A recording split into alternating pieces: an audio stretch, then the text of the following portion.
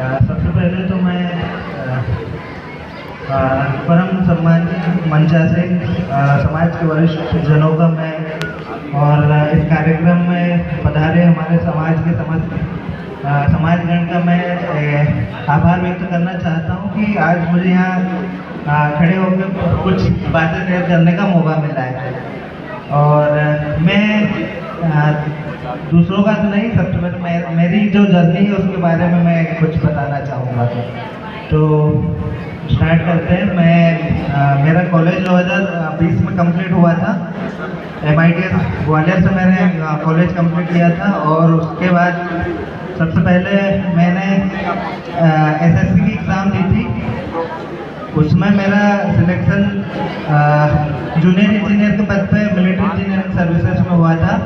तत्पश्चात मेरा selection MPPSC में SDO के पद पे बड़वानी में हुआ। उसके बाद फिर सब इंजीनियर में मेरा नगर निगम में सिलेक्शन हुआ और फिर ये अभी अंतिम सिलेक्शन मेरा MPPSC 2021 में नगरीय विकास एवं आवास विभाग में अलीराजपुर में सहायक केंद्र के पद पे हुआ है। तो मैं कुछ बातें शेयर करना चाहूँगा। ये सिर्फ पढ़ाई के लिए ही ज़रूरी नहीं है, ये आप हमारी जो लाइफ है उसमें भी ये चीज़ें कुछ ना कुछ कहीं ना कहीं काम देंगे आपको। तो सबसे पहले ये बताना चाहूँगा कि 2-3 बातें हैं, जिसमें सबसे पहले मेरी इन एग्ज़ामों में सिलेक्शन होने का राज या फिर जो भी उसको बोल सकते हैं मेहनत, ये है कि मेरे को पढ़ाई करना अच्छा लगता है। और आपको अगर किसी चीज़ में इंटरेस्ट हो और आप उस चीज़ को करो तो फिर सफलता अपने आप अपने पास आती है।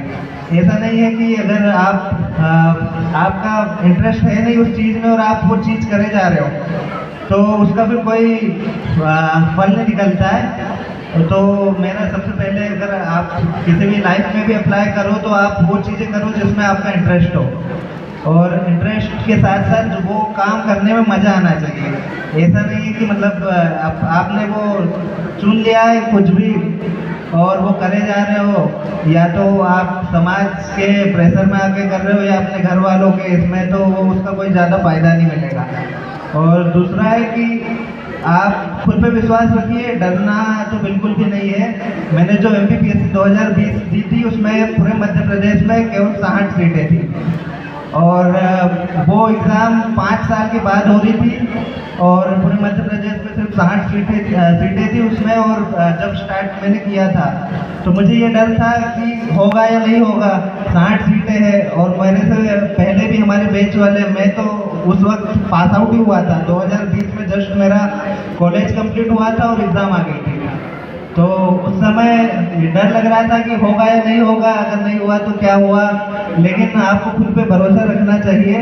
किसी भी, अगर आप पढ़ाई के अलावा भी कोई भी चीज़ अगर स्टार्ट कर रहे हैं, बिजनेस हो या फिर और भी कोई भी फील्ड में आप जा रहे हो, स्पोर्ट्स हो, चाहे वो और भी कोई आप बिजनेस हो, स्पोर्ट्स हो, आर्ट्स हो, किसी में भी आप जा रहे हो तो आप खुद पे विश्वास रखिए कि ये चीज़ मैंने सोचा है, ये मैंने सपना देखा है तो उसको मैं पूरा करके रहूँगा। अब इसके अलावा मेरे को कुछ भी नहीं सोचना है, ये लक्ष्य है।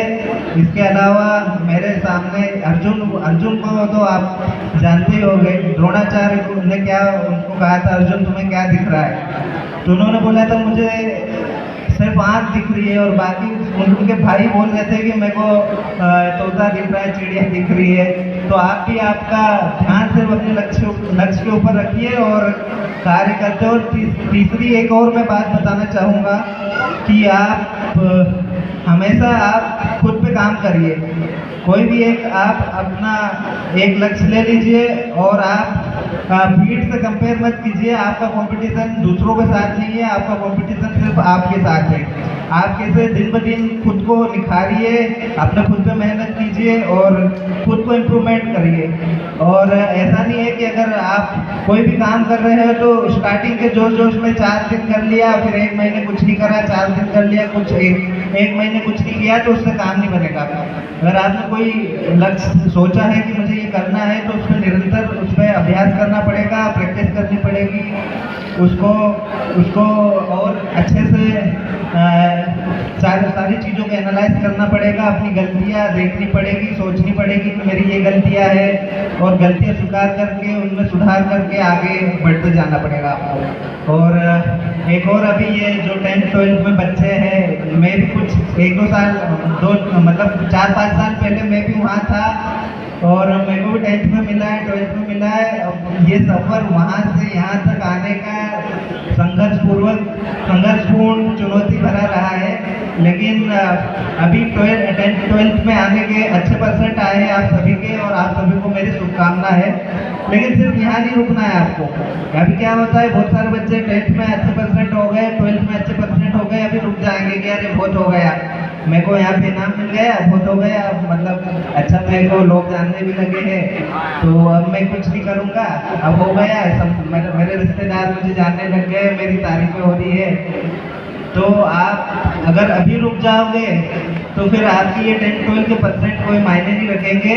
आप आगे भी सोचिए, आगे अपने भविष्य के बारे में सोचिए, आगे क्या आपको करना है उसके बारे में आप सोचिए कि मेरे को आगे मेरा अगले 5 साल में मेरे को यहाँ पे पहुँचना है, मेरा ये लक्ष्य है, और उस पर काम करिए। और अगर समाज के कोई भी भाई बंधु को और बच्चों को अगर कोई गाइडेंस वगैरह की ज़रूरत चाहिए तो मैं अपना नंबर भी शेयर कर दूंगा, तो आप मेरे को बेझिझक आगे कुछ भी अगर गाइडेंस चाहिए तो आप मेरे को फ़ोन कर सकते हैं बेझिझक। और इसी के साथ मैं अपनी सारी सफलता का श्रेय मेरे माता पिता को देना चाहता हूँ,